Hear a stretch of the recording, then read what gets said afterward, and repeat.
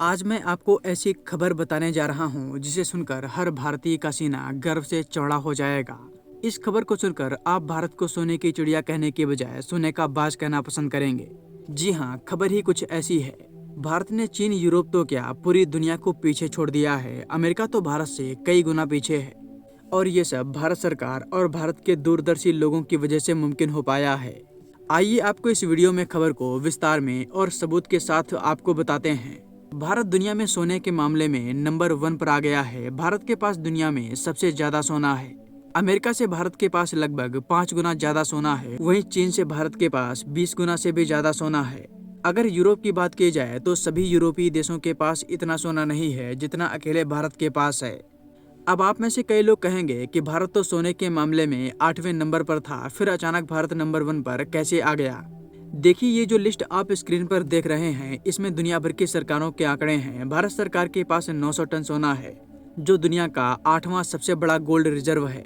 वहीं अमेरिकी सरकार के पास 8000 टन के करीब सोना है, लेकिन इन आंकड़ों में देश की आबादी का सोना शामिल नहीं है और इसी में भारत ने खेल किया है। हाल ही में मॉर्गन स्टैनली की एक रिपोर्ट सामने आई है जिसमें कहा गया है कि भारत में परिवारों के पास 27,000 टन से 35,000 टन के बीच सोना मौजूद है। कई जगह तो ये भी कहा गया है कि ये आंकड़ा 40,000 टन से भी ज्यादा हो सकता है। अब आप इस लिस्ट में 40,000 टन को रखेंगे तो कोई भी देश भारत के आसपास भी नहीं आएगा। अब आप में से कई लोग ये कह सकते हैं कि अमेरिका की जनता के पास भी तो सोना होगा।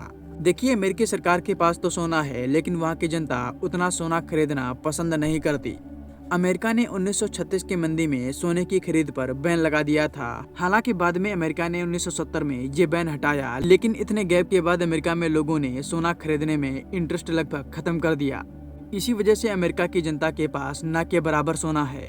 जो कुछ भी सोना है वो सिर्फ अमेरिकी सरकार के पास है। भारत के लिए प्लस पॉइंट ये है कि भारत में लगातार सोना खरीदा जा रहा है।